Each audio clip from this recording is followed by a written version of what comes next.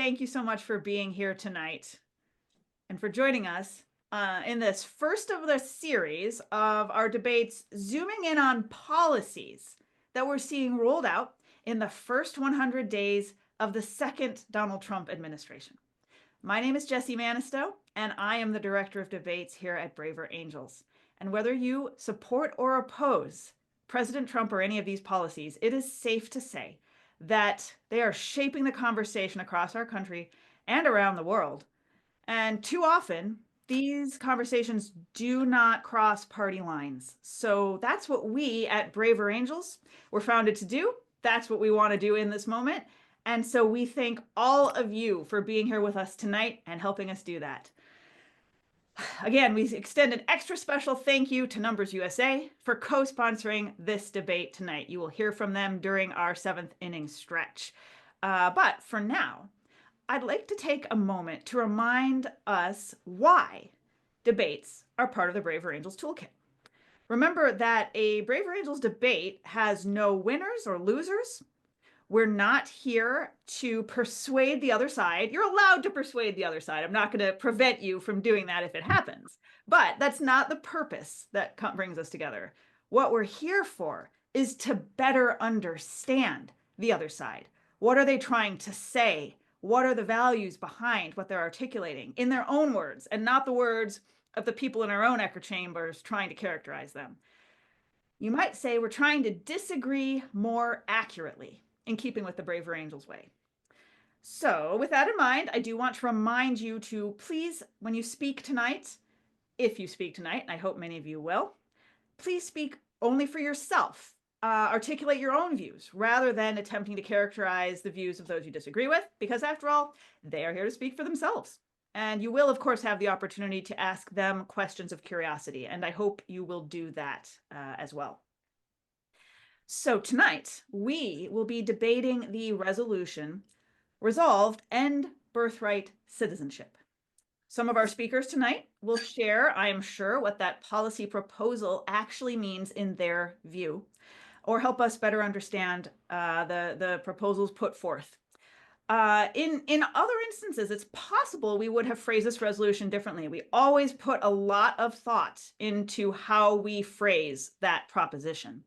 Our trump card is usually to go with the wording of the people who are in the affirmative on our resolution development panel. But in this case, that small t trump card was trumped by the big T trump card, which is how the Trump administration is using it. So should the wording, this applies to every debate, but I ask that everyone, as always, is speaking in the affirmative or the negative, but figure out which side is closest to your view, speak on that side, add all the caveats, nuance you like. So let's see. Yes, it's your views, affirmative or negative, that we want to hear on this resolution. So that brings us to our procedure and our rules. And so first, I would like to give you a reminder that Braver Angels debates are recorded and posted to our YouTube channel. So I hope that won't stop you from speaking, but please do be aware of this. For those of you who are new, here's how this works. And for those of you who have done it before, a refresher doesn't hurt.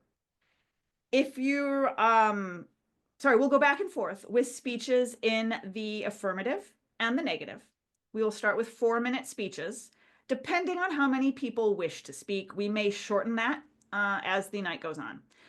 After each speech, I will take what we call questions of curiosity. This is not the time to argue or make your own rebuttal speech. If your question does become a speech, I will interrupt you and I will point this out and ask you to please bring your point to a question. If what you actually have is a speech, that's fine. Please reach out to one of the whips and tell them that you want to make a speech. And if you indicate that it's in response to a previous speaker, tell them that. The chair will smile upon such continuations of threads. So that's how we really dig into the issues we are going to raise tonight. When you do speak, one of the rules is that you please say only what you truly believe. This may seem like a small matter, but in some debate programs, you get assigned a view and you have to argue for it. And I think that's a great intellectual exercise. You should try it sometime, but don't try it here tonight, because what we're here for, again, is to understand what people actually think and why. Let's see, what else? Also, a quick reminder, when you are asked questions, if you're a speaker, it is always okay in a Bravery Angels debate to say, I don't know, I'm not sure. We are not trying to get you. The other side does not score points for stumping you. We just want to know what you think. And finally, that brings me to our most famous rule, which is the thing that makes it possible for us to have more contentious discussions, gives a little distance. It's called addressing the chair. And this comes out of what is known as parliamentary procedure. That's for the nerds. You don't have to know anything about that. You don't have to know about Robert's Rules of Order. We've made it really easy for you. All you got to do is remember to ask your questions to me. Once I call this debate to order, I will become known as Madam Chair, and the only person that you will ever refer to in this debate as you is me. You don't speak directly to the other speakers. You would say instead, if you wish to ask a question and I call on you, the way to phrase this is to say, Madam Chair, does the speaker believe truly that cats are better than dogs, rather than saying, do you think cats are better than dogs? You see, you'll catch on if you're new to this. It's pretty simple. You get used to the pattern. Or perhaps, Madam Chair, I always thought that a tomato qualified as a fruit, but the speaker intimated that it should not be put in a fruit salad. Could he please say more about that? You see, could he please say more? That's the way that we do this in a Bravery Angels debate. Puts a little bit of a buffer because, you don't want to yell at me, right? So remember, good faith, curiosity. We are here to understand each other. And in the meantime, say courageously what you truly think. Everybody is in this space because I hope you really want to know that. You really want to understand other people's perspectives. If I do catch you using you, I will endeavor to enforce this rule by saying, sorry, are you asking my opinion? Are you asking the chair's opinion? And you will remember, I'm sure, when I do that. Yes, I have said you. Now, I'll let you get away with the generic you if you hear that, because otherwise you're going to get really annoyed at me. We all use generic you quite a lot. That's a judgment call I make when I hear it. But yeah, please remember, address your questions to me. Okay, now finally, how do you give a speech? Good question. And my final instruction to you before we get started, on your Zoom screen, if you click on participants at the bottom, you will see our volunteer debate staff at the top of the list. They'll have asterisks by their name, so they rise up to the top of that list. That's also out of the parliamentary debate tradition that we call them whips, and their job is to assist you when you want to give a speech. So if your first name starts with A through F, you will chat to whip Natalie. G through L, chat to whip Roy. M through R, chat to whip Ed. And S through Z, chat to whip Paul. This is in the chat. You'll find it there if you forget. But go ahead, and if you want to make a speech, send that message via chat to your assigned whip and tell them whether you want to speak in the affirmative or negative. Give them a little brief comment on what you'd like to say. And remember to note if you want to follow up on a previous speech. We will alternate, again, affirmative and negative, starting with 4-minute speeches, and all followed again with those questions of curiosity. When you have 30 seconds left, I will make a little, I'll give you a little reminder. Unfortunately, I can't ring my little bell, which is a nice way to interrupt in person, but you'll have to hear me verbally give you that. The last, again, we might shorten it as the night goes on, so watch out for that. We will end this debate at 9:45 Eastern, 6:45 Pacific, and then we do a debrief. We will wrap up here by 10 p.m. Eastern. So that is all for the rules and explanation, but before we get started, we have one more ritual, which is to remind you all of the creed that animates all we do here at Braver Angels, including our debates, the Braver Angels Way. Ed, would you be willing to read that for us? Absolutely. Braver Angels way, we state our views freely and fully without fear. We treat people who disagree with us with honesty, dignity, and respect. We welcome opportunities to engage those with whom we disagree. We believe all of us have blind spots, and none of us are not worth talking to. We seek to disagree accurately, avoiding exaggeration and stereotypes. We look for common ground where it exists, and if possible, find ways to work together. We believe that in disagreements, both sides share and learn. In Braver Angels, neither side is teaching the other or giving feedback on how to think or say things differently. Thank you so much, Ed. All right, and if you're not familiar with these jazz hands and a Zoom debate, that is our way of signaling that we like what we heard or that, it made us think. Approval doesn't always mean agreement in a Braver Angels debate, but that's what I'm doing here. Cool. All right, without further ado, the resolution on the table tonight is resolved. End birthright citizenship. I now call this debate to order. And I am looking for my first speech in the affirmative. For that, I would like to go to Kathy King. Kathy, you have 4 minutes. Thank you, Madam Chair. I believe that we should all amend our Constitution birthright citizenship right because it costs U.S. citizens money. Right now, approximately 50,000 Chinese women come to the United States each year to give birth, and then they go back to live in China. These babies that they've had here in the United States often return to the United States as juniors or seniors in high school, finish up high school here, and when they graduate, they go to a college in the United States. When they turn 21, they can bring their parents over, who can then bring their other children over to become citizens, or they may go back to China and live. As for the cost, federal, state, and local governments provide an average of $18,614 per pupil per year for a public high school education.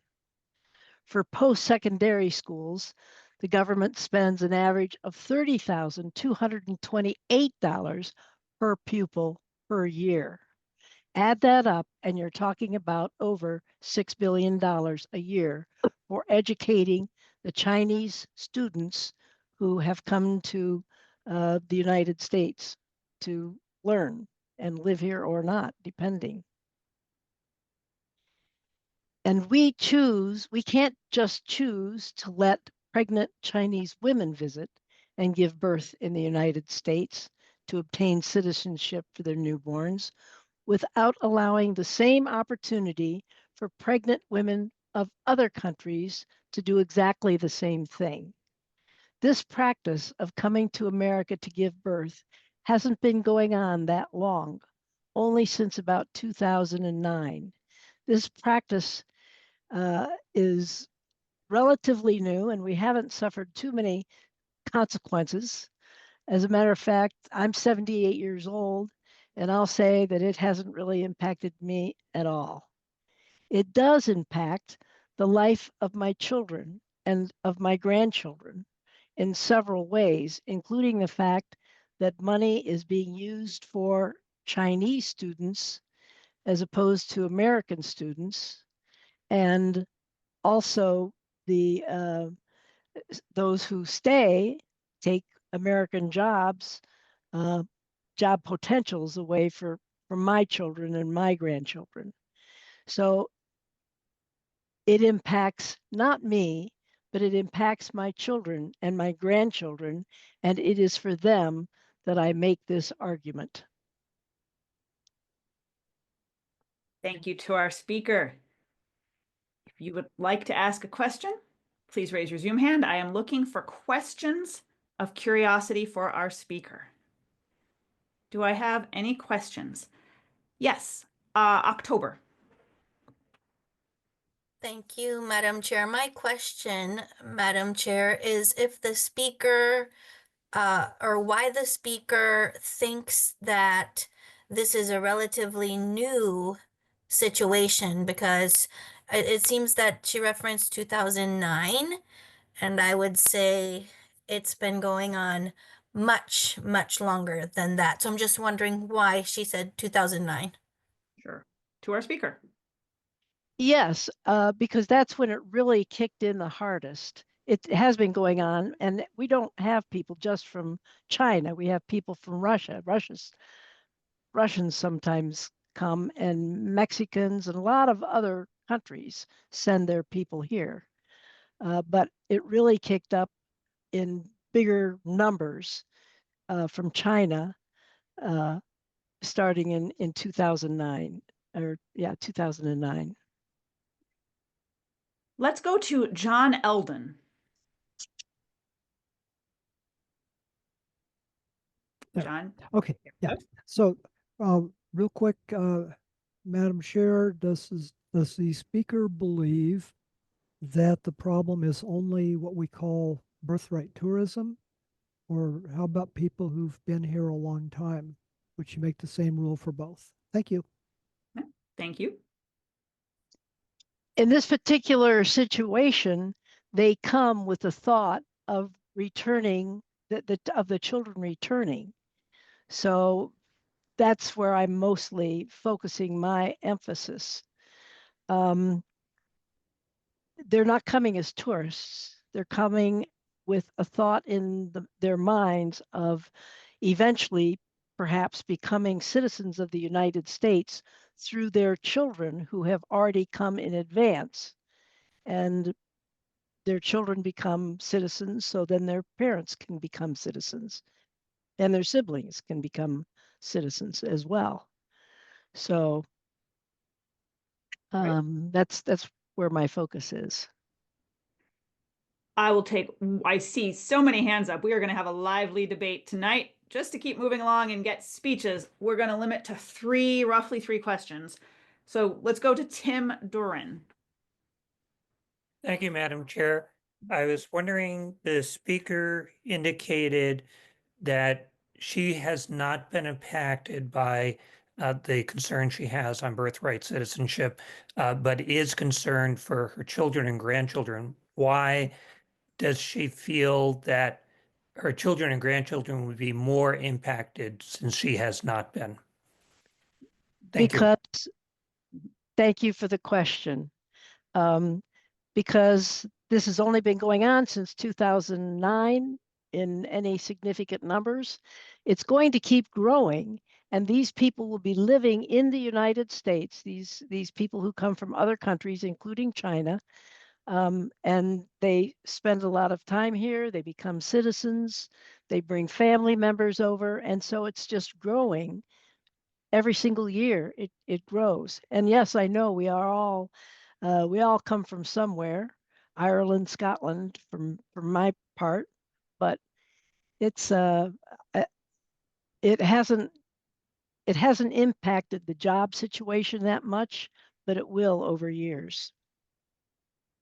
And with that, our speaker and questioners are thanked. The chair smiles very brightly upon this crop of very to-the-point questions that were not, in fact, speeches, but I see people offering us up speeches to follow up. This is a wonderful way to start. Thank you for modeling this so well. Now, I am looking for our first speech in the negative. And for that, I would like to go to Blair Beverly. Blair, you have 4 minutes.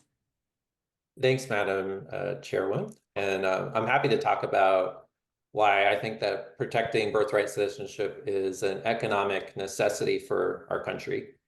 I'm going to talk a little bit about why we depend on the contributions of immigrants for our economy and how birthright citizenship is one of the strongest tools we have to ensure that immigrants can fully contribute and assimilate here. I wanted to give a little bit of background first on the context, the demographic context that we're experiencing right now. I think many people know that the US population is aging. And I believe that immigration is the solution as our birth rates decline to sustain our economy and our workforce. And the thing is, birthright citizenship is really the way that we help immigrants have stability and are able to invest and assimilate and contribute here. In the US right now, about 1.7 children are born per woman, out of everyone who's here. The replacement level to maintain our population is 2.1. So we're below that right now. It's going to get even worse over time. In 20 years, we're not going to have enough working age people to pay into Social Security or support the elderly through elderly care. The fastest growing age group when you have a demographic situation like this is going to be people who are over 65. Today, we have 60 million people who are over 65, and in the next 25 years, we're going to have over 80 million people. And all those people, many of them today employ people to take care of them. Over 5 million people work in the senior care industry today, and we're going to need millions and millions and more people to help with that. Today, more than 80% of senior care folks, workers are foreign born. And I want to talk a little bit more about kind of the economic power that immigrants bring to this country. As we all know, almost all of us are immigrants here. And so they've always been the backbone to our success. 20% of the US labor force today is foreign born. And that spreads across the gamut of industries from high skilled to low skilled labor. There was a report out recently that 70% of Silicon Valley tech workers are foreign born. As I mentioned, 80% of senior care workers are foreign born. 70% of farm workers are foreign born. Folks, the immigrants that come to this country are driving our innovation and our business. There's tons of companies, really, really big companies like Google, Yahoo, YouTube, eBay, all founded by foreign-born individuals. And studies have shown over half of all US startups worth 1 billion or more were founded by immigrants. So they're playing this huge role in our economy, creating jobs for everyone. The reason why birthright citizenship is so important is that it's given stability to families who are coming here so that they know that they can stay and integrate and contribute. Without it, people who don't have that guarantee are living in a precarious situation where they're dependent on their job or fear deportation. They're not able to fully invest in their communities if they're always looking over their shoulder, worried about whether they're going to be able to stay. So if we remove birthright citizenship, we're going to have children here who are going to be treated as outsiders, permanent underclass, stateless, and people aren't going to want that. They're not going to come to this country anymore if they have to experience that for their kids. And so we would be doing the exact opposite of what we need to be doing at this time in our demographic crisis by discouraging immigration. We would risk losing our economic edge, our technological edge. 30 seconds, Blair. Thank you. So I just want to say birthright citizenship is a key pillar of our success. It's the reason why we've been able to grow our economy to the biggest state that it's been. And if we discourage birthright citizenship, we're going to be discouraging more immigrants and facing terrible problems from the demographic challenges that we face going forward. So thanks. Thank you to our speaker. Let's go for questions of curiosity to Tom Reitmeyer.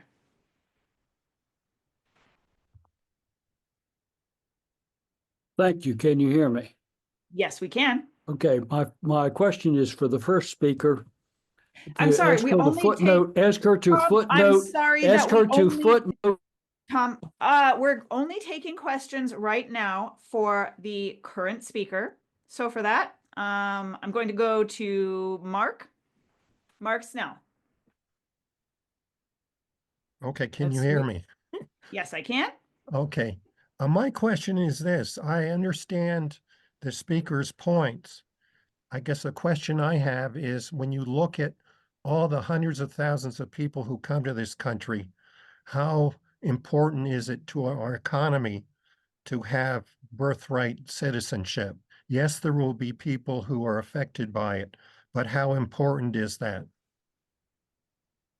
Yeah, I appreciate the question. Like I mentioned, really critical parts of our economy today are powered by immigrants. senior care, technology, farm work, there's many others.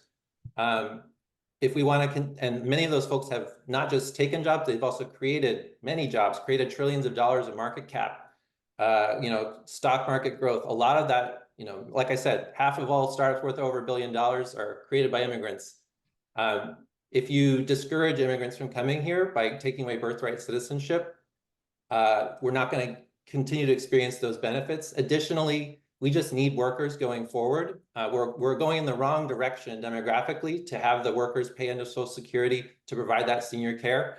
If we're discouraging immigrants, we're going to have a lopsided kind of top-heavy demographic situation where we're not able to kind of fund the future. Thanks.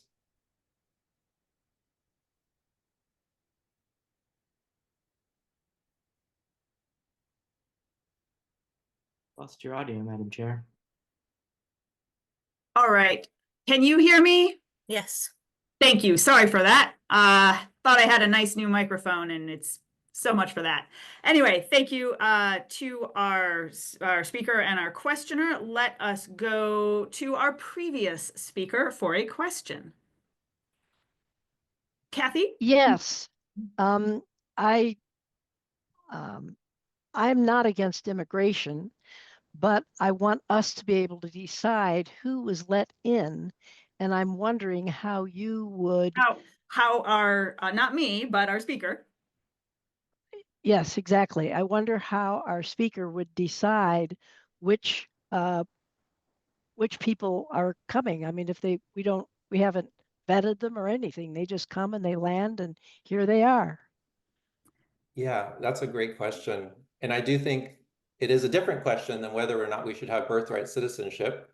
I do think that we should make changes to the way our immigration policy works. I think everyone agrees with that we could be doing a lot more to encourage a lot more immigration from folks who are highly educated and bring tons of skills and work. I also agree with what you were talking about earlier. I don't think birth tourism is great for this country either. And there's ways to change that without changing birthright citizenship.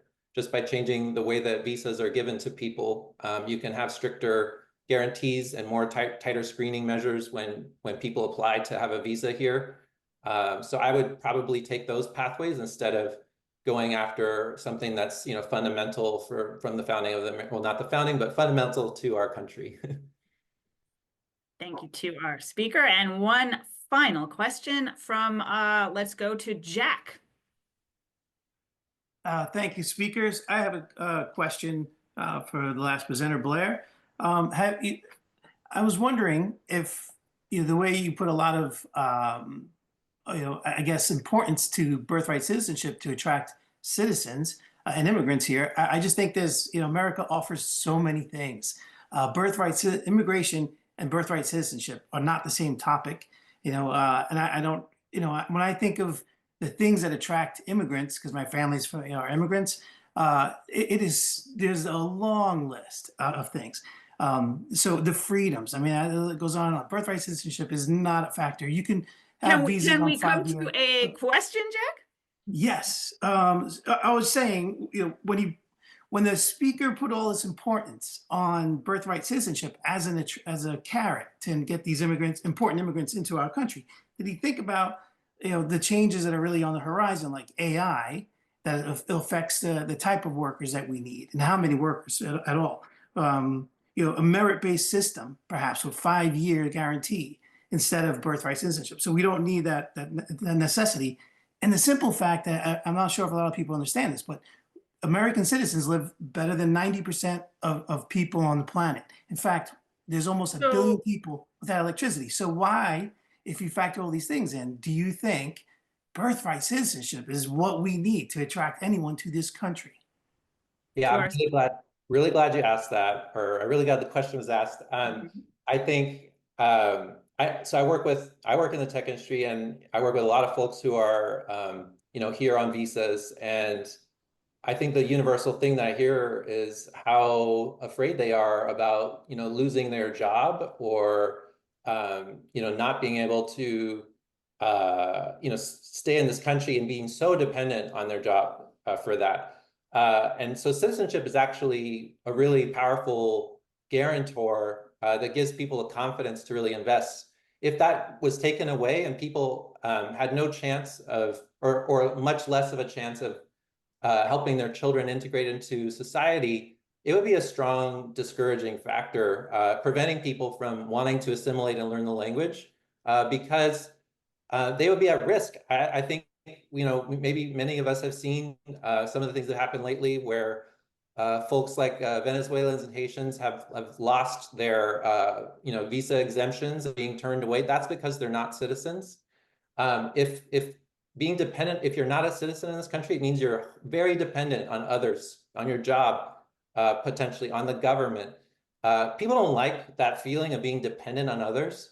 They want to have security and know and feel confident that they'll have a future. And so that's why the birthright citizenship component is so critical. And it's why America is America and why we've been able to become what we've been. Thanks. With that, our speaker and our questioners are thanked. All right. Let us now go on to a member of our sponsoring organization, Jim Robb, for a speech in the affirmative. Thank you, Madam Chair. Thank you, Braver Angels, and thank you for everyone coming out tonight. This is an important topic. I'm here to speak for not ending birthright citizenship, but limiting automatic birthright citizenship. And I'd like to reframe the question that way, because automatic birthright citizenship is giving in the broadest sense right now, if you're born in this country, you're automatically a citizen. But let's look at why that is and what's wrong with the practice as we do it now, and why we want to limit it. So the practice began with the passage of the 14th Amendment to the Constitution. That amendment was passed in order to make sure that the children of the ex-slaves, the slaves who were freed by the actions of the Civil War, would be citizens ongoing, not just the slaves themselves, but their children and offspring forever. So the language of the amendment said that all persons born in the U.S. and subject to the jurisdiction thereof would be automatically citizens. So what does that mean? Well, one thing, it didn't mean the American Indians, because the courts ruled that the American Indians were not actually subject to the jurisdiction of the United States. They were subject to their own tribal jurisdictions, as well as the jurisdiction of the United States government, and so that they were not covered by that. So a later law had to be passed to grant American Indians automatic birthright, automatic citizenship upon birth, because they weren't covered. So actually, the U.S. Supreme Court has never squarely ruled on whether everyone here, under all circumstances, are automatically citizens. And probably this order from the Trump administration will mean that there will be a Supreme Court ruling on that question, and we'll have to see what they say. But I'd like to quickly say why it should not include persons who are here because of tourism, people born in this country because their mom is a tourist, either a legitimate tourist or one of these sort of fake tourists from China or wherever they're coming from, but also a much, much bigger group, which is people who are born here who are the children of illegal immigrants. Now, I believe that if one of your parents is a legal permanent resident or a citizen of the United States, just like now, the children should all be automatic citizens. So that is, it doesn't really apply to immigrants that I'm talking about limiting. I'm talking about limiting it to from illegal immigrants or tourists. Now, the United States and Canada are the only advanced countries in the world that still have this practice. All of the European countries have gotten rid of it.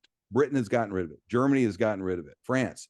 The reason is it has been the system has been was systematically gamed by people who figured, oh, I can come into the country illegally, and they'll never really be able to get rid of me because my child will be a citizen. So people discovered that. It's like the more recent thing with millions of people coming in claiming asylum spuriously without grounds because they think they can game the system.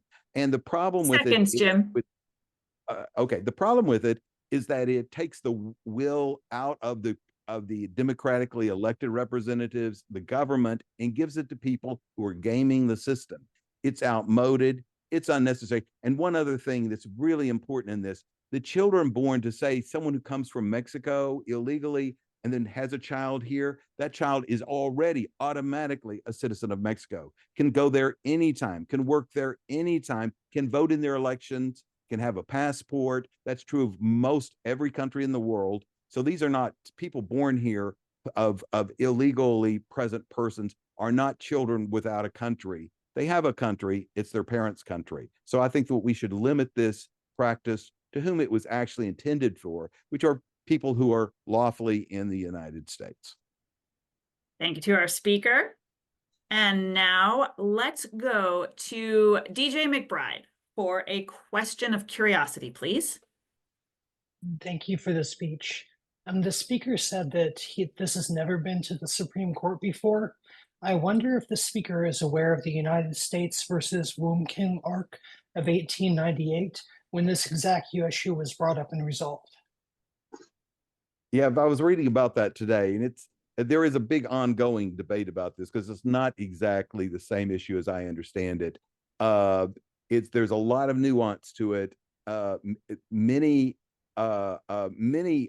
scholars feel that the Supreme Court today is going to rule differently because the circumstances are so dramatically different than they were then. And I don't know whether that's true or not. We'll see what the Supreme Court says. The Supreme Court is certainly going to rule on this.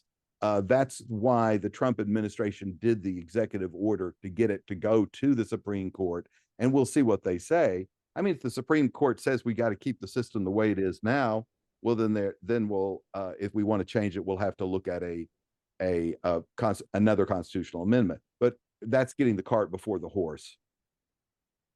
All right. Let's go to Derek.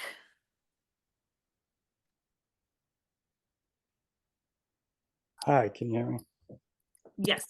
Yeah, so I'd like to ask the speaker about the hardship presented to children that are born here of illegal immigrants, like such as the Dreamers, and how we would deal with returning them to a country they may not even speak the language or understand anything about. So there'd be hardship associated with that. Well, okay, that's a great question. And I guess in the terms of this debate, we're not talking about returning anybody necessarily. That's a different debate. And there are other remedies that are possible. So I guess I'm not prepared to talk about that. I think automatic birthright citizenship is a luxury. It does solve certain problems for people, but it's created lots of other problems because it's caused us to systematically lose control of our borders and put the decision about who is a citizen not in the hands of the government and the elected representatives, but the hands of people who want to take the law into their own hands. Tom Reitmeyer, question for this speaker. I'm grateful that this speaker did not quote any statistics, and I would like to have people who do tell us where they got them. Thank you. Okay, so a question for our current speaker. Let's go to Chris Imperioli.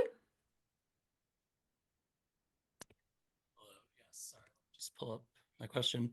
So, what would the speaker say to the point that birthright citizenship avoids the creation of a hereditary caste of people who are not citizens and whose children will not be citizens and whose children's children will not be citizens and are therefore vulnerable to exploitation? It is a problem in Europe. I agree that's a potential problem. I guess my counter is it doesn't have to be a hereditary situation, because the people who come from, say, El Salvador, the children are Salvadoran. Even today, with automatic birthright citizenship in the United States citizenship, those persons are Salvadoran citizens. Many of them have Salvadoran passports. They vote in Salvadoran elections. So the caste system sort of suggests that people can't go anywhere. They're trapped, and that's not actually true. They have a place where they can go, and if we control our borders better, this will not be a problem in the future, and we will reduce one reason why people do sneak into the country, because I do believe citizenship for children is a big draw into the United States. And with that, our speaker and questioners are thanked. I see all of these hands. I am making a note of hands that get raised and are not called on. So rest assured you are seen, and I hope that you will also get in line for speeches. But let us now go to our second speaker in the negative. I am now looking for Bernard Corey. Thank you, Madam Chair. I'm pleased to be here. When I joined this call an hour ago, having prepared my remarks, I never anticipated the kind of issues that would be raised here. So I'm going to try to address them a little bit. I was stunned somehow, if you will, by the focus on economics in this debate. Accepting the reality that it may cost $6 billion a year to educate people who are in an underhanded way trying to come here to go to our high schools and colleges doesn't concern me at all. We have a $30 trillion economy. $6 billion is chicken feed, if you will, with respect to an issue as fundamental as immigration. Not that I'd want to facilitate it, but I don't think it's a major argument that needs to be considered in terms of birthright citizenship, which is, after all, a constitutional feature, something really fundamental. Likewise, it seems to me that birthright citizenship is, although a way to become a citizen, it's not the way one should, from a public policy point of view, induce immigration or induce increases in citizenship. If we're concerned about demographics in this country, we should address it as an immigration issue, not as a birthright issue. While birthright may create more citizens in the country, that's not the fundamental way of dealing with this public policy question. How are we going to deal with an inadequate birth rate to sustain our economy? But I rather think of birthright citizenship as a fundamental statement of American values. Remember where it came from, as pointed out a little bit earlier. The Dred Scott decision made clear prior to the Civil War that children of slaves were never citizens because the slaves were never citizens, and there was no way for them to overcome that. The U.S. then created the Birthright Citizenship Amendment so that those people born in this country, regardless of the citizenship status of their parents, would become citizens. I think it's a fundamental statement of the kind of country that we are, the kind of country we ought to remain. I think if we actually eliminate the basic concept of birthright citizenship, we're somehow saying, if you will, we made a mistake back then. We should have continued on the track of making citizenship an inherited trait, which of course it's not. We are a country who basically identified ourselves as a country of immigrants. We have thrived under that banner, and I don't think we should turn our backs on it. There are other small questions about been raised about people trying to use it deviously to get in. I think that's a relatively small number of countries. I'd rather deal with those in an ad hoc way rather than to somehow surrender this whole concept of birthright citizenship. I love the concept of birthright citizenship. I think it's fundamental to a definition of what America is like. And I think it would be folly from a public policy point of view to overturn that either by a Supreme Court decision or by an amendment to the Constitution. Thank you, Madam Chair, for the opportunity to address this issue. Thank you to our speaker. Okay, for a question, let's go to October, please. Thank you, Madam Chair. I am wondering if the current speaker makes any distinction in terms of the citizenship situation of the parents, because the speaker mentioned the amendment giving citizenship to children of slaves. And I personally, I would understand that as people who were brought here against their will, purchased like property, removed from their country. So I wonder if the speaker makes a distinction between the children of slaves having no citizenship via their parents, and then, as Jim brought up, children of illegal immigrants who do actually have citizenship via their parents. If the birthright citizenship for all born in the US is sacred to the point that those who are born here to tourists or illegal immigrants or etc. should be US citizens at the expense of other citizenship. Well, I think the birthright citizenship amendment as it exists right now, Madam Chair, is in fact independent of the citizenship status of the parents, period. That's the way birthright citizenship has been interpreted all along. Yes, it may come again, but before the Supreme Court, or may need to be addressed by an amendment. But I fundamentally believe you should disentangle the citizenship question from the citizenship of your parents. Citizenship should not be an inherited item. We ought to find other ways to determine who's a citizen. You shouldn't be denied citizenship solely because your parents were not citizens. And now to Alex for a question of curiosity. Thank you, Madam Chair.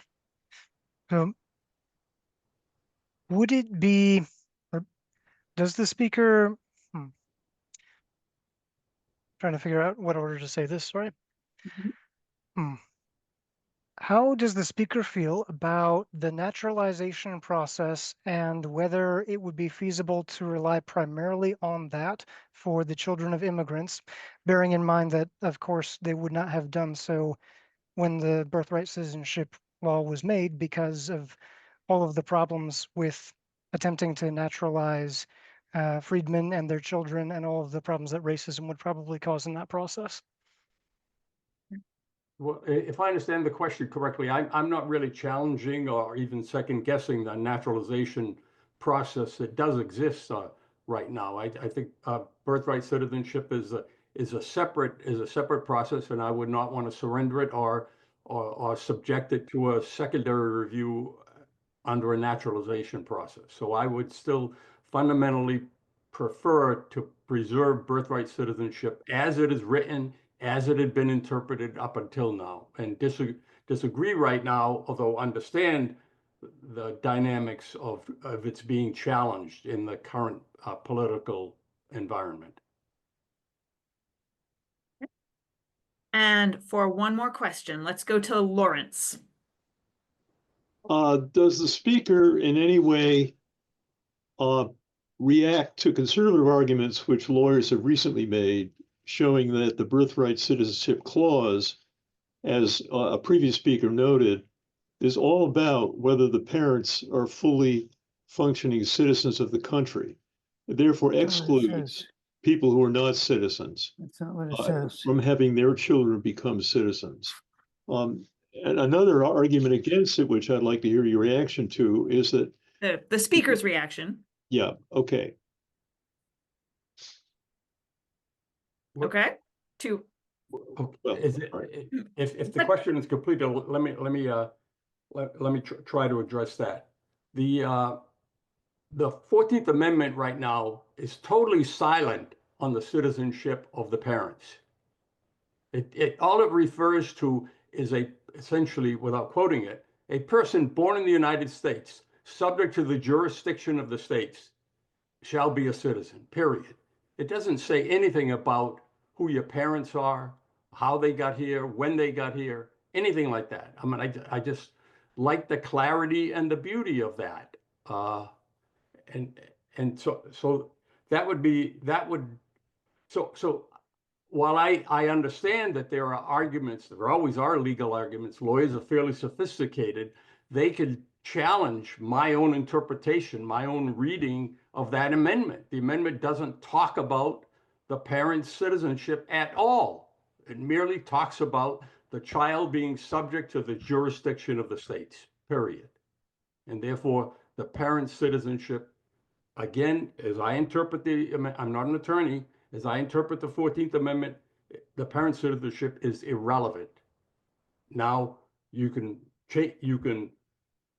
repeal the 14th Amendment, then we're back to ground zero. But I'd object to repealing it for the same reasons I've already articulated. Thank you to our speaker and our questioners. Okay, we will now go for our next speech in the affirmative to October. October, you have 4 minutes. Thank you so much, Madam Chair. I don't think that I'll need 4 minutes, but thanks for them. My concern in regard to birthright citizenship is similar to a previous speaker, that I think it should be limited to children of U.S. citizens or permanent residents. And I think that that is logical, that a child is a citizen of the country of their parents. And I think that there's a standard acceptance of that pretty much worldwide. My concern is that if we extend it beyond children of citizens or green card holders, legal residents, that we are incentivizing illegal behavior, because people will sneak across the border, stay in the country, come on a visa. And I know this firsthand because in 1996, when I was in college, a very close friend of mine was on a student visa from Kenya. And that was 1996. And now it's 2025. He married another student visa holder. They are still living in the US and they have 3 American-born children. And his argument for why he has not gone back to Kenya is, well, I have American children. And I just think that that incentivizes illegal behavior, visa overstays, tourism conspiracies, illegal border crossings, just for that incentive. And at the same time, it cheapens citizenship in regard to what people who come legally and actually migrate legally invest. They're like someone else mentioned, they're vetted. They'd go through a big process, fingerprinted, medical exams, all kinds of hurdles, if you will, that they must go over. Well, why are we requiring of that of them, if in the back door all you have to do is sneak in and have a baby? I just think that it incentivizes the wrong things. We have a lot of great ways to come to the US, and I know it's another discussion, but the immigration system really does offer a lot to people who would like to come here. So that might be something to explore. But birthright citizenship for illegal immigrants, I think, is a disservice to citizens. And I actually think it's a disservice to illegal immigrants as well. That's all I would say. Thank you to our speaker. Okay, questions. Do I have questions of curiosity? Let's go to Dawn.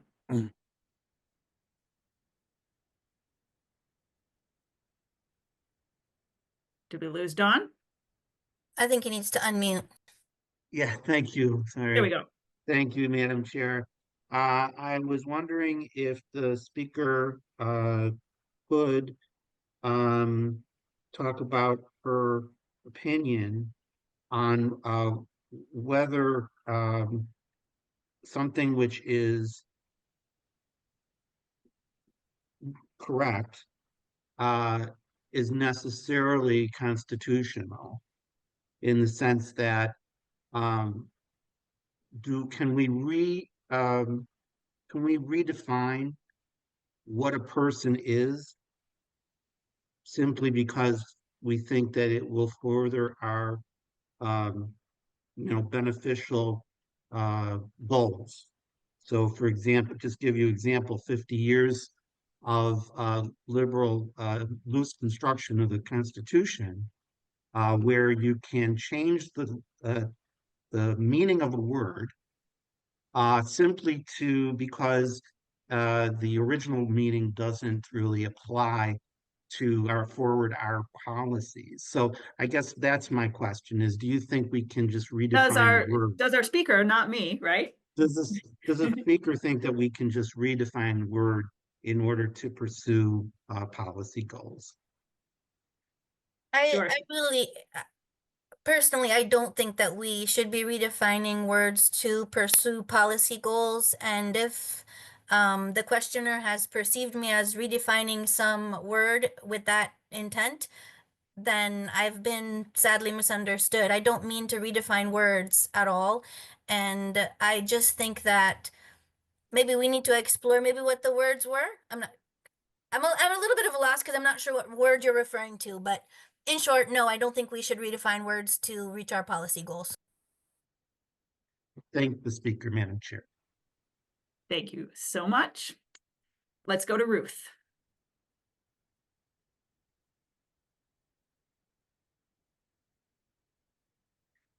Ruth, you are muted.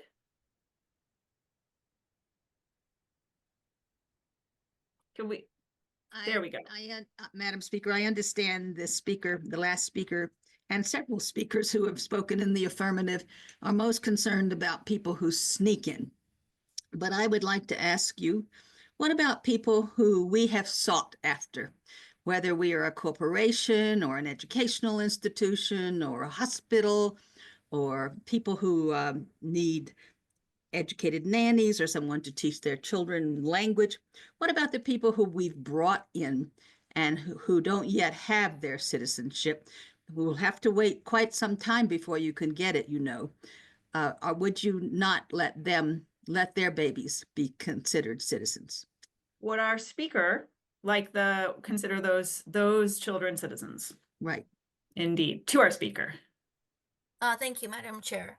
I would not consider them citizens if they are born to parents who hold a visa. There are a lot of non-immigrant visas that the U.S. offers, work visas and travel visas, visas for diplomats. There are so many visas that our country offers.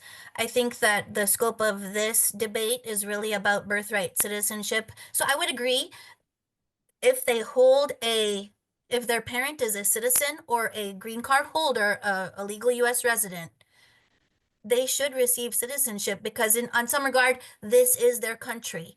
But when they're a visa holder here to study, here to work, here for some other visa category, technically this isn't their country. They have a country that they have left for a purpose. They've come here. And so I don't think they should have citizenship. That's my conviction. And for one final question for this speaker, let's go to Jeff. Yeah, I would have. Oh, I apologize. I in my row, Jeff Marks is next to mine. Forgive me, Jeff Bishop. Thank you, Madam Chair. I would like to ask the speaker, given the number of cases, both that we have imagined here tonight and or documented here tonight, and can conjure in terms of thought experiments, would the speaker consider putting this to the people as an amendment to the Constitution, as opposed to letting the 9 wise people in the Supreme Court decide the meaning of words? Thank you. In my personal opinion, I would love for the amendment to the Constitution to be clarified. I think initially they intended it for it to be clear when they put in the phrase "and subject to the jurisdiction thereof," but it seems like it's maybe not as clear as they meant for it to be. Presumably, in my opinion, they meant for it to be clear. I don't think that they did it in hopes of creating a lot of chaos in the future, but it didn't result to be as clear as they seem to probably have intended. So my personal view, yes, it would be excellent if Congress would hash it out, if they would have a very Brave Angel style debate and agree accurately and disagree accurately. I think that would be wonderful. I would love to see it. I do think that that would put a lot of tension to rest around the issue. But again, my deep concern is that issuing birthright citizenship to those who break our laws seems to incentivize law breaking. I just think that that's what it does. Thank you to our speaker and our questioners. Let's go now to another speech in the negative. I am looking for Mackenzie Naughton. Mackenzie, do we have Mackenzie here? I'm here. I hope. Yeah, 4 minutes. Awesome. Okay, so I just have all these notes here in random order. So the first thing that I really want to call out is that there's this book called 1 Billion Americans that I would recommend people read. It's informed a lot of my opinions around immigration. But the gist, as far as immigration goes, is that in order to continue to be a prosperous country, we need to encourage immigration from every avenue, whether it's people born here, people coming here, whatever, because, as people have said previously, we're running out of humans. And there's only so many, things we can do to cover up that issue. I think as far as like this constitutional amendment and this thing that the president's trying to do, like, I need to remind everyone that it's in the Constitution, and maybe there's some interpretive stuff, but like you can't just change the Constitution on a whim. There's a lot of things that have to happen, and I think that amendment in particular is fine as it is for me personally. Partially because like if citizenship is ended, birthright citizenship is ended, who draws the line?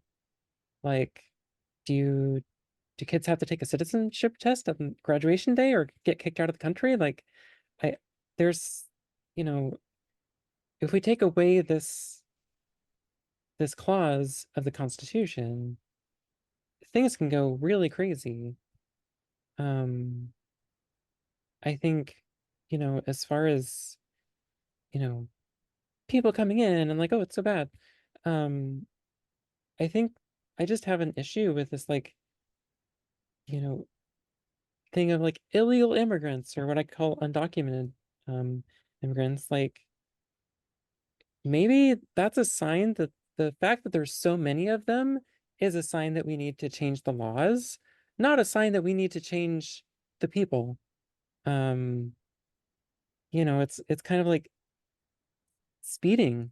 Like if enough people are speeding somewhere, maybe you just like rethink the road, or you rethink the speed limit, or you just leave it, like is the case in Chicago, and don't enforce it. It's just it doesn't seem like it's an issue with the people, like, and especially thinking about the people that are coming here, like people from Salvador that was mentioned.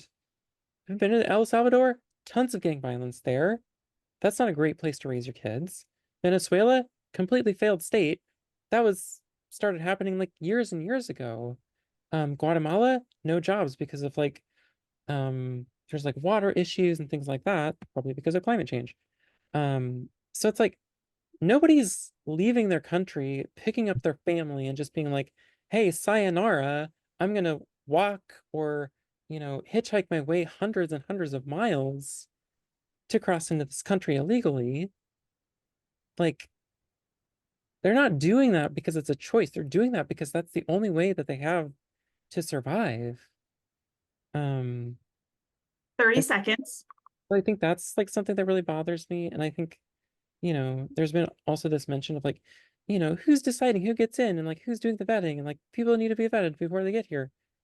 The people that were originally here when the country like became a country weren't really vetted. They were the ones that were stubborn enough and survivors enough to be here and to make their way here. So like if there wasn't vetting to begin with, like why do we need so much vetting now? I don't know. That's all I guess. Thank you to our speaker. Let's go to Henry for a question. Henry Barbaro. Hello, thank you, Madam. My question this is a question. Let me just start. I've heard about this book, The 1 Billion Americans by Matthew Iglesias. So I guess my question is, when I hear about Elon Musk or Matthew Iglesias talking about more and more people, they never seem to talk about impacts to natural resources like wildlife habitat and biodiversity. So I guess my question to the speaker is, are there any limits to human population growth in America? And do you ever consider the impacts to the natural world, including other species and wildlife habitat? To our speaker. I mean, I think you could say the same thing about people staying where they're at. I also would point out that there's huge swaths of this country that are, you know, like you go to eastern Montana, eastern Colorado, lots of Nebraska, there's nothing. And if we build skyscrapers instead of building out and out and out, there's plenty of space. And then the question goes to where's the food coming from and everything like that. That's going to be a question whether or not people are in this country or buying the food from Guatemala or Japan or wherever. So further questions? Let's go to Jack. Thank you, Madam Chair. Does the speaker ever think that what attracts people to this country is not the view or the space that's available?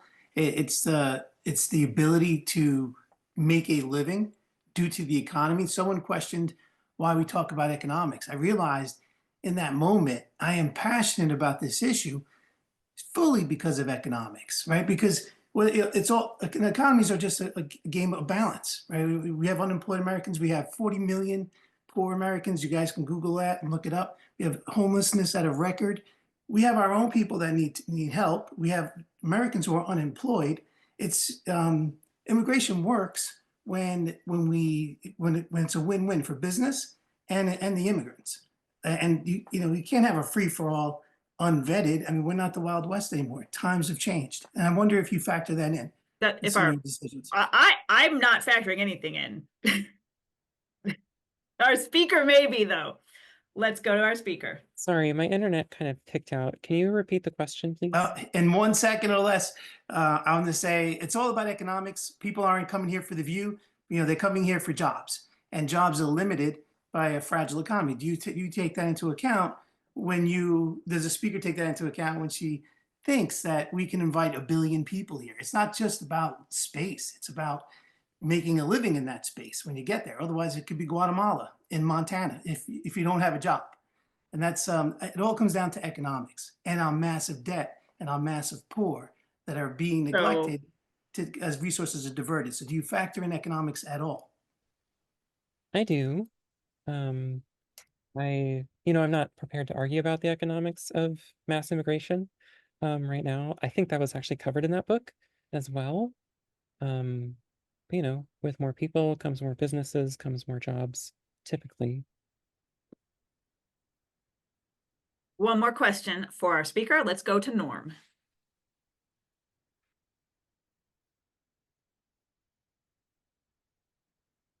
Norm Picker?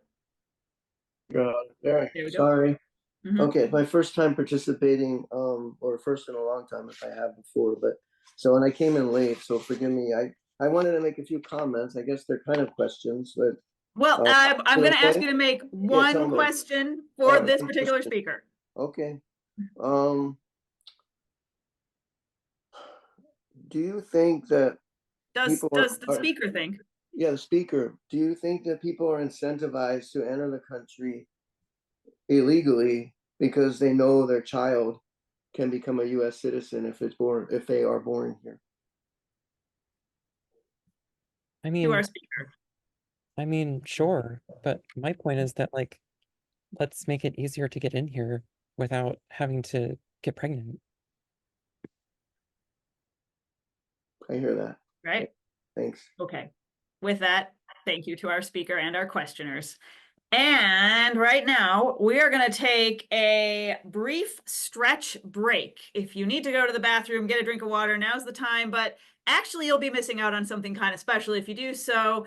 I am going to return to one of our previous speakers who will take just a brief moment to introduce our co-sponsoring organization. Jim Robb, the floor is yours. Thank you, Madam Chair.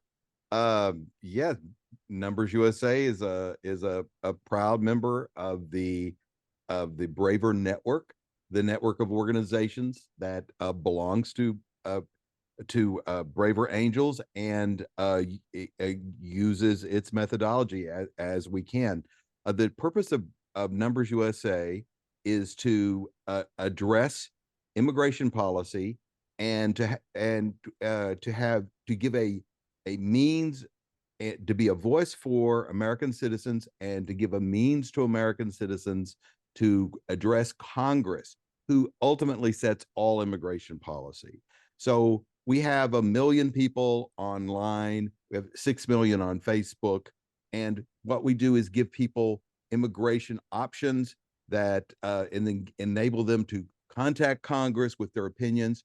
Our positions are to have immigration to be all legal, and we also want to bring immigration into the modern era. We basically have a 19th century immigration system and a 21st century economy, and we want to modernize the system, make it right for America today. We also want to set the number of legal immigrants to help stabilize the U.S. population. We're already the 3rd largest population in the world. We've grown by 70 million since my organization was founded 28 years ago. So we've got a huge population, and we will need immigration to keep the population up. It's been noted several times tonight. That is true, but we need the right amount, right composition, and we want to give people ability to contact Congress and to say what kind of immigration system we want.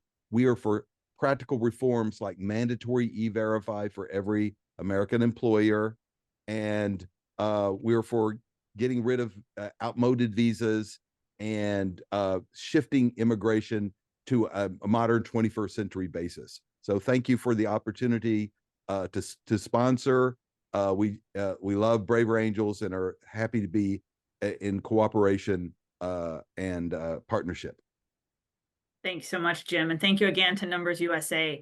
They have been a fantastic partner to Braver Angels. We have many wonderful organizations on both sides of this issue, and they all work together so well and have just really, really modeled a way that people with different views can come together and try to find sensible policy solutions without having to tear the other side down. So thank you for modeling that for us. If any of you listening out there are interested in thinking, hey, my organization can do that too. We also model the Braver Angels way, even though we have a particular stance. Please reach out to us, debates@braverangels.org. We would love to have you co-sponsor a debate. So with that, I am now looking for another speech in the affirmative. And for that, I would like to go to John Eldon. John. Hi. 4 minutes. Yeah. Okay. I want to, affirmative, but nuanced. And a lot of you have been circling around what I'm going to suggest, which is let's find a mechanism to eliminate birthright tourism, but otherwise protect other people. So that's my one sentence of what I would propose is or try to find some common ground, find something that actually might pass with both parties, et cetera, with all the division in the country. I'm a centrist politically. I'm independent. So anyway, that's me. That's how I think. So that's it. That's it. Brief speeches are definitely welcome. Should anyone else have a brief speech, go chat your whip. That is all right. But we will go to questions for our speaker. Let's go to David Mosman. Question for our speaker. Hello. In the news that a young man from Colombia, Kyle, I think his name is, who has a green card, who's married to a U.S. citizen, was arrested without charge for several days.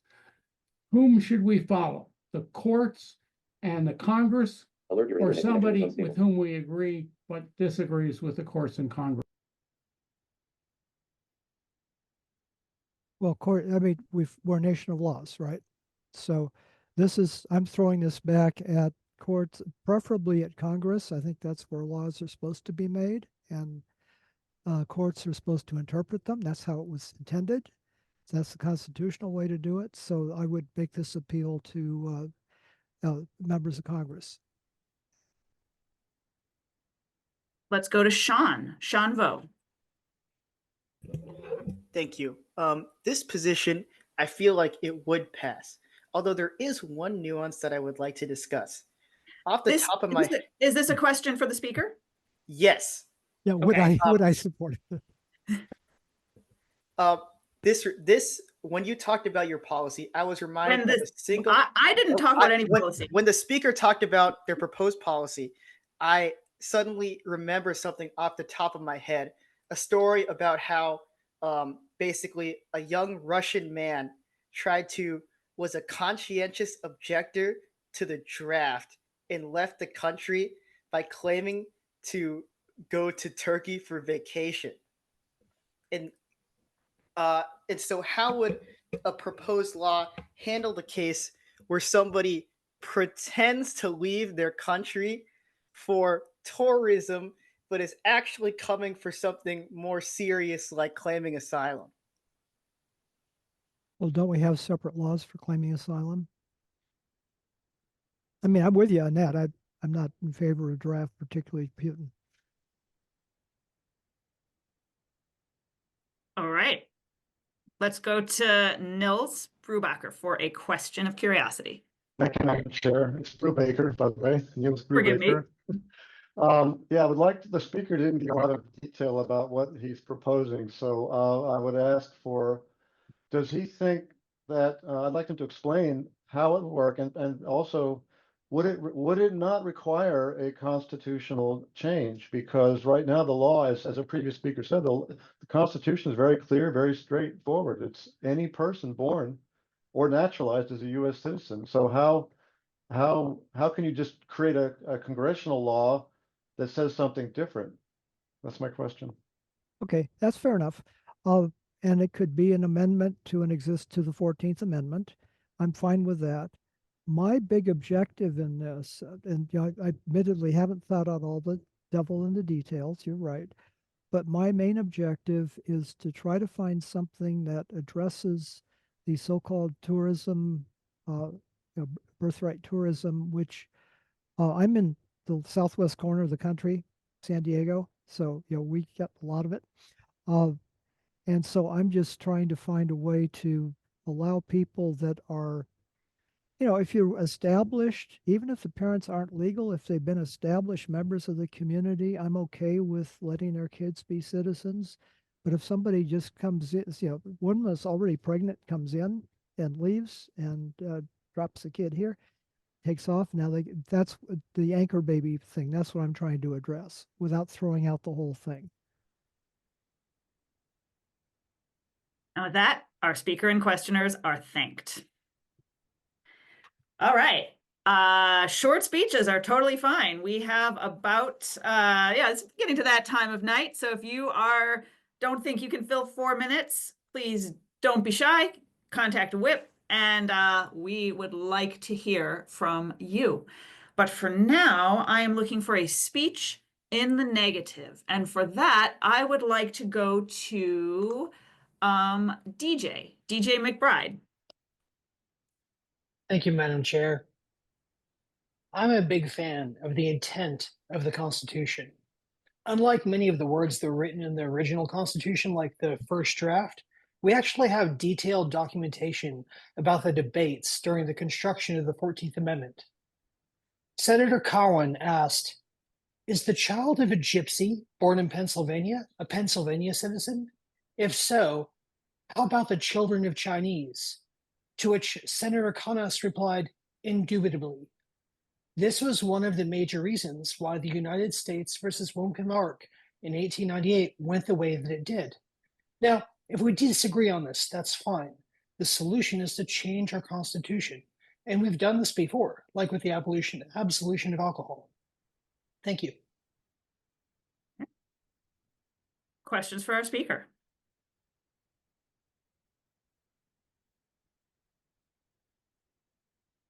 I'm looking for any questions.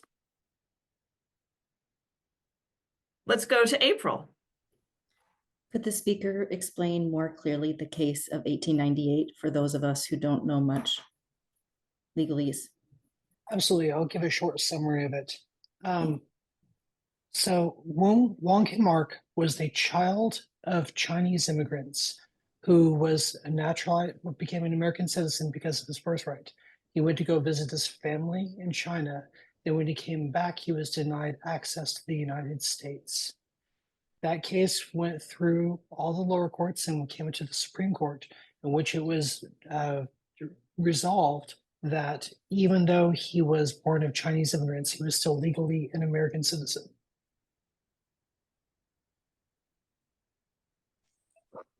Let's go to Steve for a question. For our speaker, thank you. You've come as close to a constitutional scholar as we have. So my question is, if I ask the negative, who might not be subject to a competent jurisdiction, that might illuminate any discussion on who should be subject to the amendment? Well, the law is fairly clear on who is covered by jurisdiction and who isn't. So like invading armies are not covered. Indian reservations, as were described earlier, are not covered. Ambassadors are not covered. But if you are in the United States and you can be arrested, then you are under the jurisdiction of the United States. And this does cover all illegal immigrants in the United States. I'm sure they would like to disagree with that, but it is what it is. Thank you for that framework. For one final question, let's go to Jack. Okay, it's a very important point of clarification on the point that was just made. That's not necessarily what the case said. When we look closely, we realize that he was granted citizenship because his parents, it really comes down to a temporary subject to jurisdiction in the United States versus permanent. And I think that's why tourists are temporary. Invading, diplomats, they're temporary. Anybody visiting invading armies were temporary. The parents of that Chinese baby were permanent. They voted. They had legal residence, and that was the distinction. So it's a critical difference, and that's and so the question is. So the clarification is that the whole nuance is sure subject to the jurisdiction of the United States, but on a permanent basis, not a temporary basis. Sure, a tourist can get arrested. That does not make him a U.S. citizen. Doesn't make him a voter. And so what it doesn't make him subject to jury duty. So that's the whole crux of the case. And I just wanted to clarify and expand on that so we all can better understand it. That's what the Supreme Court's focused on. Jack, okay, we got to come to a question. So what does the speaker it was just a think? clarification. So I hope everybody pays attention. All right. And yes, what does the speaker think about that? Okay. That's how you turn anything into a question. I think that's a great point, and I think that's what the Supreme Court is going to rule on for us. All right. And with that, our speaker and questioners are thanked. All right, guys. Let us go. Seeing the lateness of the hour, and there are plenty of people who still want to give speeches, we are going to move to 3-minute speeches. And let us go to, let's see, is it Mitchell Allison? It's Michelle. Michelle. Apologies, Michelle. Not a problem. So this is my first time in a Braver Angels event. I came to this saying that I was opposed to elimination of the birthright status. I want to thank all of the speakers for their illumination on this issue. I am shocked to admit that I'm thinking that the birthright citizenship is kind of anomalous. It really was designed to handle things regarding slavery after the Civil War. And I think that if we reform the larger immigration system, then that would clean a lot of this up. So, I mean, I'm not overly emotionally invested one way or another, but my logic says that we could do without the birthright citizenship because it really kind of several people opposed to the amendment, but in favor of the question, alluded to the fact that it just didn't quite add up. So emotionally, it doesn't quite add up to me. I want to say that I'm a person who believes in a reasonable immigration system. I don't participate in any of the vilification or othering of immigrants that is part of our cultural and political speech. I think that's offensive and morally unacceptable. I love the fact that this group is so kind and reasonable and grounded. It's just really a breath of fresh air to participate in something like this. I just thought it'd be interesting for you to know that a pretty progressive person could have their mind opened and changed by this kind of dialogue, because I do believe that unless we eliminate polarization or certainly cut it down several notches, we have no chance of surviving as a nation. So I don't know, a small group can it have a ripple effect? I don't know, but and I'm shocked because I'm a pretty progressive, anti current administration sort of person, and I don't think their motives are noble, but I think the motives of all of you are exceptionally noble, and I'm just so honored to be part of your process. So thank you so much for the opportunity. Thank you, Michelle. Let's go to questions for the speaker. Do we have any questions?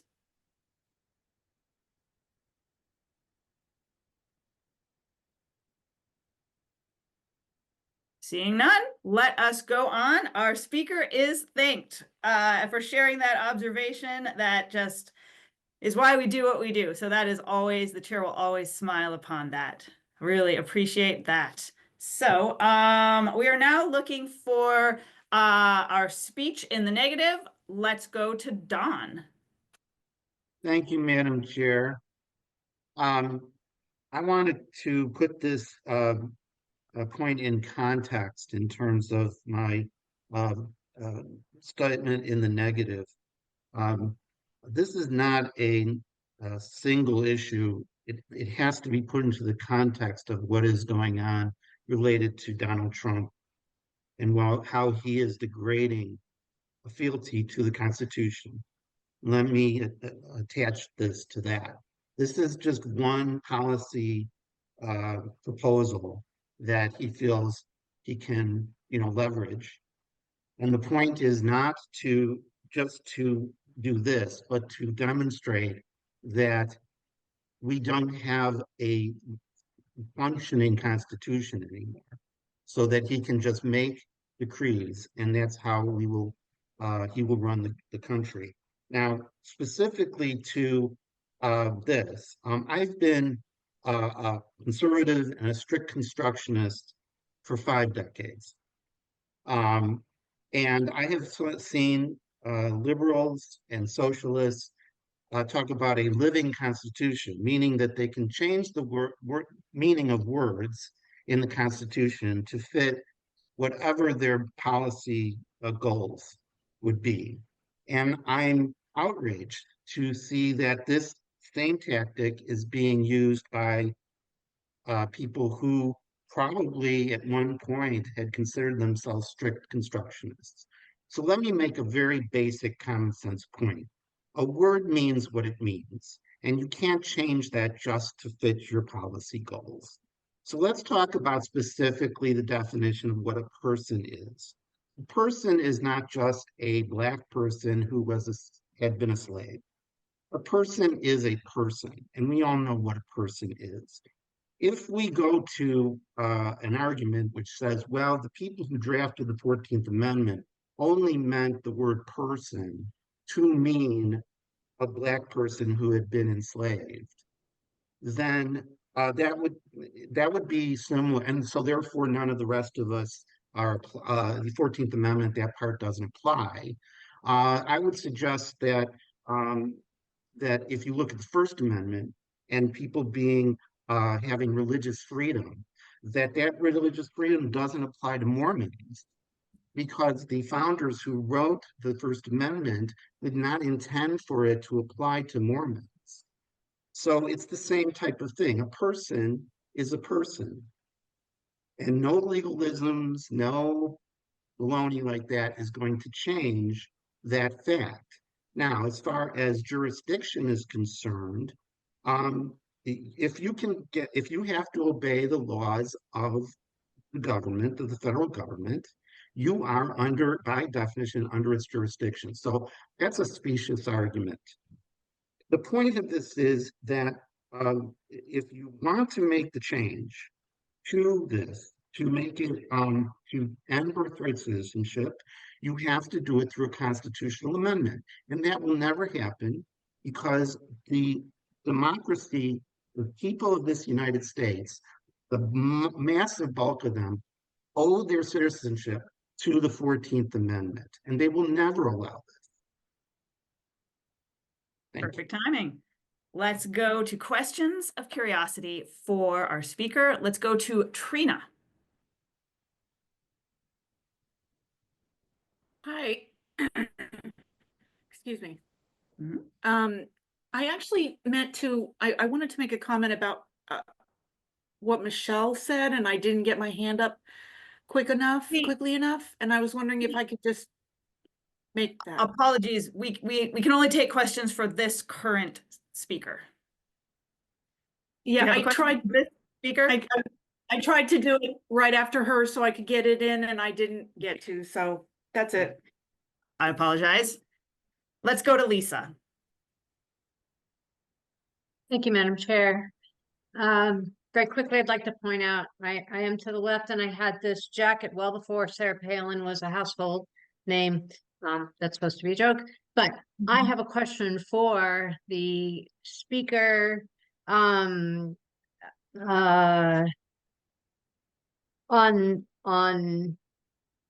the word human, and how, if he has considered how we have as a culture fluctuated.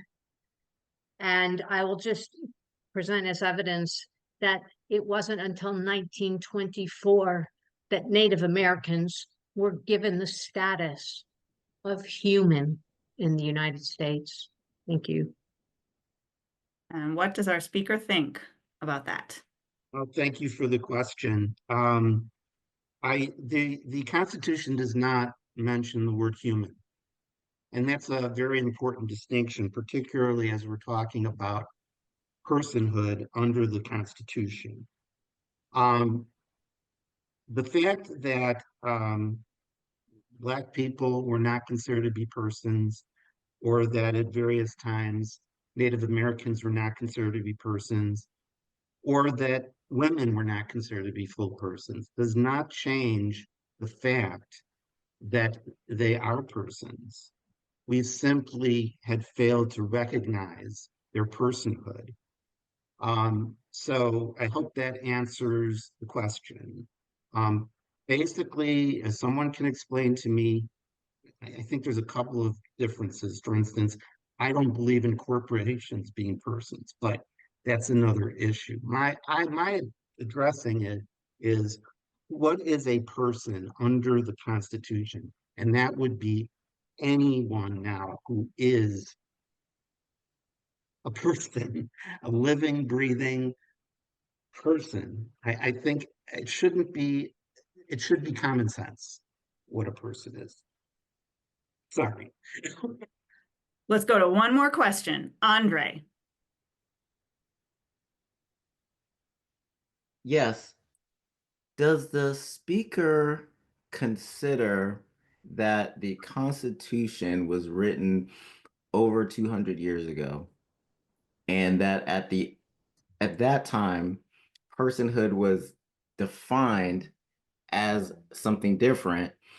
And does the speaker also consider that we have to consider their their intention for certain laws as to who the law was for?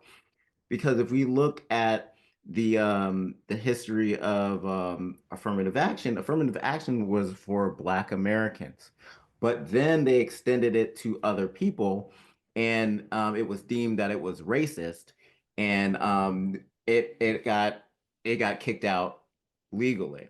So does the speaker consider those things, interpretation and also personhood, at the time that the Constitution was written?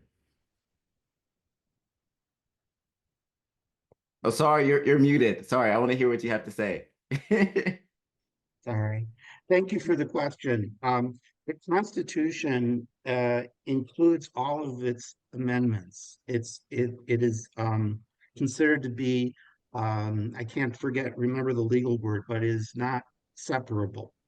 So when the 13th Amendment was passed, it automatically obviated that portion of the Constitution, which talked about how to count other persons, actually. That's an interesting point. The formulation of the 2/3 rule or 3/5 rule said 3/5 of all other persons. Therefore, even in that formulation, it identified that the slaves were in fact persons. So it's a matter of recognizing not only the personhood, but also their personhood rights. And I don't think anybody would say that, you know, people from any country are not persons. And then the question is jurisdiction, and I think I addressed that. All right. With that, our speaker and our questioners are thanked. We're going to take just 2 more speeches because I see the lateness of the hour. That's what we've got time for. Our next speech will be Alex. Alex, you have 3 minutes, please. Thank you, Madam Chair. So I'm not talking about what the law or constitution currently says, but how we might want to change them to be. Because talking about how things might ought to be is how we got laws and constitutions in the first place. And other people touched on many points that I was going to talk about. I did learn some excellent points about people needing stability of residence and independence from employers, so I very much appreciate those points. I'd like to address some underlying concerns. If people are not able to access adequate healthcare or education or personal safety in their own countries, I would expect that we would want to address that problem by helping improve conditions in those countries through educational, economic, and political development. Birthright citizenship doesn't fix the problems that lead people to want to flee other countries. It only creates additional conflict. And furthermore, I do find that the idea of importing fresh young people so that the United States can compete against the countries that those people come from, I find that's a zero-sum economic approach. It creates brain drain in those countries. Instead of creating prosperity, it moves it around. So as we're looking at our policy, I'd like to zoom out and consider the effects that that policy will have on the whole world and in the years to come. Thank you. Thank you to our speaker. We will take only 1 question so that we can fit 1 more speaker in. I'm going to go to Lisa. Thank you, Madam Chair. I am very curious if the speaker is in agreement with the current Trump administration's approach to this. And the reason is what I loved about the speaker's points had to do with global thinking. Global, meaning other countries in addition to the United States. And so I'm super curious about your take on that, his take on that. Thank you, Madam Chair. Thank you to our questioner. To the speaker. I'm embarrassed to say that I haven't done enough research to speak to that. I should have to prepare for this because that is kind of the theme of this series. I will probably disagree because a lot of what is being done right now is very sloppy without regards to long-term consequences. So I'll probably be very critical. The chair always smiles upon people admitting what they don't know and agrees that it is hard ever to do enough research to feel confident. So with that, we're going to our final speaker of the night on negative. We're looking for Isaac. Isaac Freeman, 3 minutes. Hello, good evening. Thank you, Madam Chair. So I have 2 points, and some of them were discussed tonight. So the first thing regards the Constitution is that when we approve one change, we actually open the door for other changes. We have the Second Amendment contested for decades now. So why would that be defended? If we change the 14th Amendment, because this is not a federal law. This is part of the Constitution. It's also part of, American identity, that we are unique. We're in a small, tiny group of countries that actually have this birthright citizenship. And the second thing, and I think most of the discussion tonight was about that, is the speakers who talked about how it affects the United States in the sense that, we have foreign influence from other countries, forget that it is going the other way as well. We educate those people. We educate people who, in their most influential years, so 15 to 25, they will become the American voice in those countries. And there is a reason why we don't see a movement from America to China, but we do see the other way. So from China to the United States, from India, from South America, from other countries of this type, because we have something that attracts them. Now, another thing is that here we pay taxes based on our citizenship, not our place of residence. So we collect taxes from people who don't even live here. And okay, we paid for their education, but now we're collecting taxes for their work overseas, and some of them even open businesses here and hire Americans for that end. I will not add more because it's very late anymore. Thank you to our speaker. And for a question, let's go to Jeff Bishop. Yeah, I appreciate the speaker's thoughts. I just want to take issue with the suggestion that birthright citizenship is unique to the United States, considering that they have birthright citizenship in almost every country of the Western Hemisphere. I mean, Colombia doesn't, French Guiana doesn't, but that's not really a country. That's part of France. A couple of other countries in our hemisphere don't, but most do. Most of our neighbors do. Canada does, Mexico does, Brazil does, almost all of the Western Hemisphere does.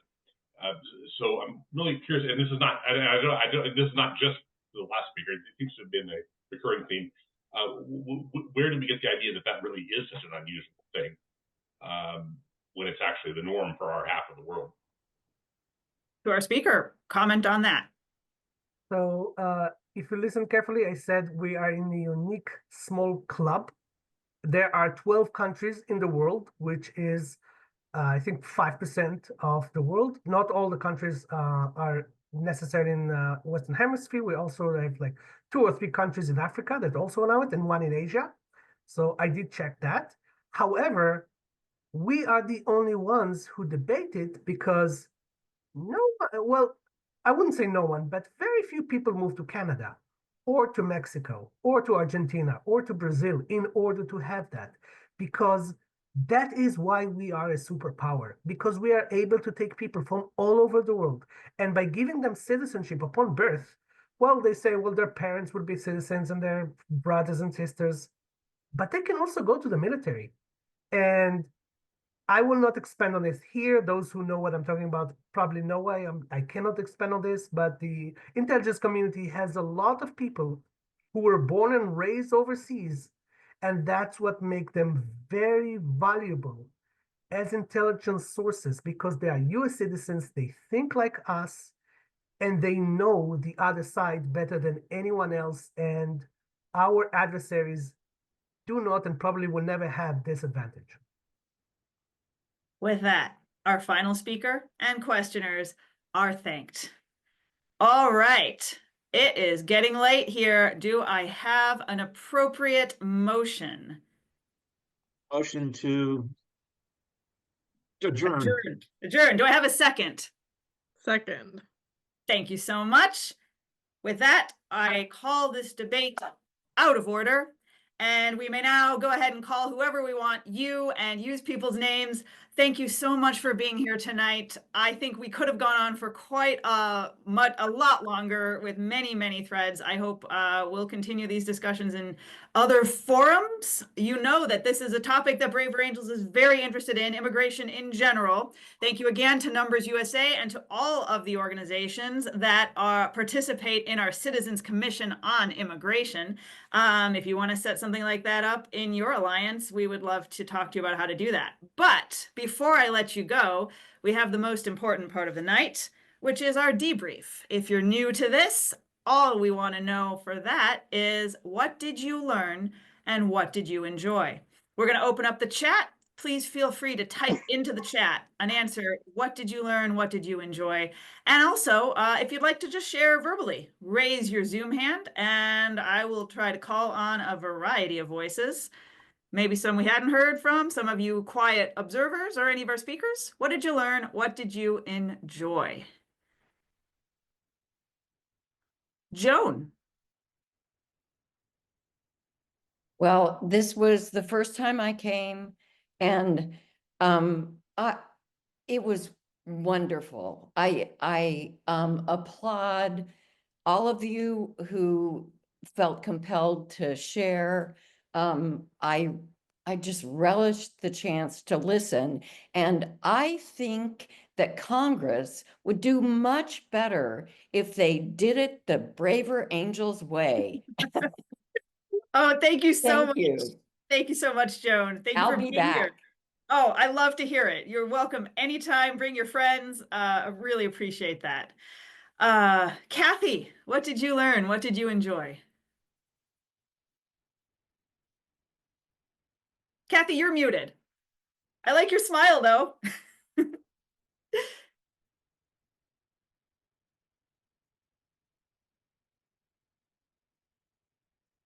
Where'd Kathy go? Did we lose her? We're going to come back to Kathy. Scott. Oh. I'm going to let my interpreter speak for me.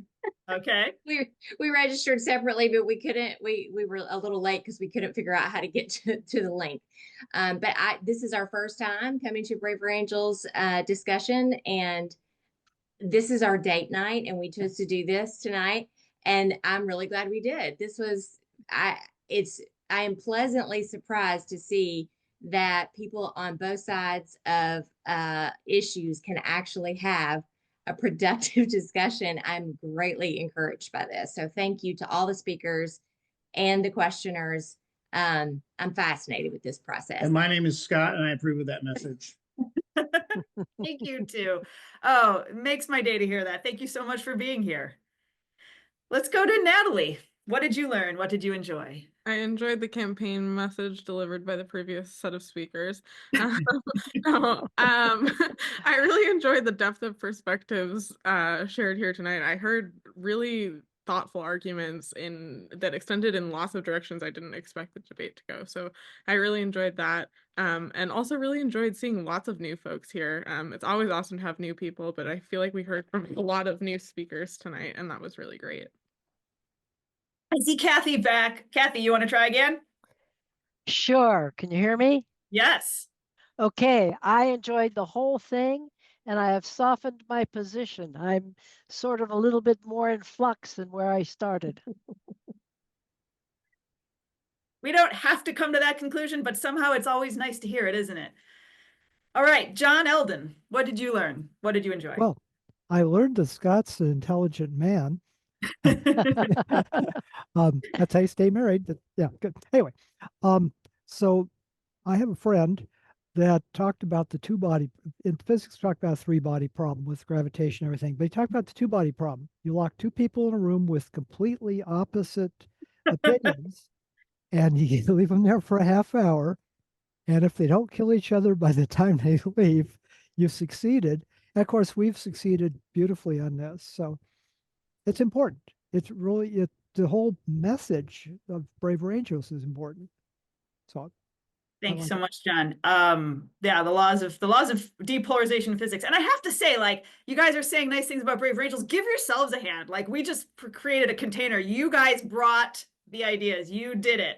Yeah. So thank you so much. All right. I'm gonna do Norm and then Jackie, and then we probably should get along with our announcements so we don't keep you all night. I enjoyed participating. I think at the risk of sounding hokey, but y'all are beautiful fellow Americans who love this country and want to work for solutions and improving our problems. And we have a lot of problems, and I'm just encouraged, heartened, even moved that there's, you know, my brothers and sisters on this call that want to solve problems and talk about things and see if we can keep moving forward. So thank you. Thanks, Norm. Jackie. Well, it gives me great hope because I've gotten hopeless a lot, and to know I don't think we're as far apart as we think we are, and for us to be able to talk about this in a I don't know, what am I trying to say? Not in a totally emotional way and tearing each other down, and if we can do it and it can keep spreading out. I'm one of those people that believes a drop in the ocean has a current, and so everything that each one of us does means something. If we can start this, maybe it will go to our legislators and we can get back to a country where we can live in and be proud of again. That's my thoughts. Thanks, Jackie. Okay, all the people who had hands raised when I cut it off, forgive me, Kristen. I'm going to go to Lisa, Carol, and Michelle. Really brief. What did you learn? What did you enjoy? Super quick. I love these. I agree with the hope. I really appreciate the people that presented some like deep dives into the historical perspective. That was really very much appreciated. And I have the unshakable belief in the goodness of human beings, and that belief is reinforced every time I come here. Thank you, Madam Chair, and everybody. Thank you to everyone for making that possible. Carol. Hi. Thanks for giving me a chance to give a little feedback. What did I learn was I knew not a lot about this topic actually. So I've just heard it being spewed around in the news, and I'm really glad to know more about it. And the resources that were given were good. The book and things like that was helpful. I'm a pastor, and we did a Braver Angels workshop at my church in Massachusetts. And so I talk about Braver Angels all the time. And we welcome people of all types in my church, but we also added political affiliation lately. So that's a good thing. Thank you. Thanks, Carol. And Michelle, you're the perfect person to close us out. You are muted, though. Michelle, you want to unmute? Get that brain working. I didn't say this earlier, but I'm an 83-year-old full-time psychotherapist. I'm a trans woman. My message is it feels so much better to be kind and to connect with people in a positive way. Being angry is a losing strategy for your mental health. And this is just why this is worth its weight in gold. You don't win, you don't lose, you have a terrific experience. And those are hard to come by these days. They really are.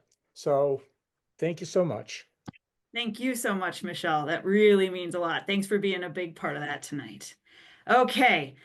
I'd love to keep hearing and this going, but I want to respect your time. We have just a few announcements for that. I am turning it over to our program manager for our operations, who makes so much of this possible, Natalie LaRoche. All right, folks, rapid fire for you in a way maybe you can understand, not too rapid, but quick enough. There are tons of links about to go in the chat. The first one should be a link for evaluation. We would love it if you fill out the evaluation form and let us know what you thought about this experience. That helps us improve as we move forward, and gives us good feedback on what we're doing well too, of course. We love to hear from you there. We would also love to hear from you during our next debate, which will be Tuesday, March 25th, 8 p.m. Eastern Time, 5 p.m. Pacific. Our resolution that evening will be resolved: the United States should prioritize domestic interests over international leadership. That'll be another community-style debate in which all attendees will have the opportunity to speak and ask questions. We hope you'll join us. Would love to also have you as a member of Braver Angels. Link to support and join, become a member is going in the chat. And if you want to take even a further step, we would love to have you join us as a volunteer. A link to our webpage as well as our email address is going in the chat. Take a look at the webpage, reach out to us via email, and someone will get back to you if you do. We'd love to have you maybe behind the scenes helping us whip one of these, or chairing a debate in your local community, organizing one. Lots of opportunities out there. So take a look, let us know what you're interested in. All right, two more quick ones. If you have not yet seen or received one of the debate team newsletters, the link to subscribe to the newsletter is going into the chat right now. That newsletter will go out promptly tomorrow morning. It's already schedule sent. So if you want to receive it, don't wait. Get your name on the list. And finally, as Jesse mentioned earlier, Braver Angels has undertaken a project that we're calling Citizens Commission on Immigration. I have the link to the website on that initiative going in the chat as well. If you want to learn more about that and get more involved, there's more information on that page. That is all. Thank you so much, Natalie. The last thing tonight is I would like to ask Roy if he would be willing to give a little bit of a word about why he does what he does for us. Sure, happy to. And I just want to say I loved tonight. I thought it was fantastic, and it is why I do what I do. And I am a volunteer. I am one of a lot of volunteers that support this very small staff. You'd be shocked at how few staff there are to manage hundreds and thousands of you people all throughout the country. And I do it because it's exposure. We unfortunately have many echo chambers in our country, and you hear what you believe already. And I love the diversity of views and states and perspectives, and there's just always more to learn, and I learn a ton every time I come. And I always have my perspective shift, because I think, well, this is the obvious answer to that resolution, and then brilliant people like you tell me what you think, and I always find out that I was missing a part of the perspective. So that's why I do it, and we would encourage your support too. If you want to come in and be a whip like one of us, or contribute in any way, we would love to have you participate. Thank you so much, Roy. Thank you again to all of our speakers tonight, all of our questioners, and all the volunteers who make this possible. And to my team, Sam and Natalie, it has been a real pleasure serving as your chair, and I look forward to seeing you back here on the 25th. Have a good night.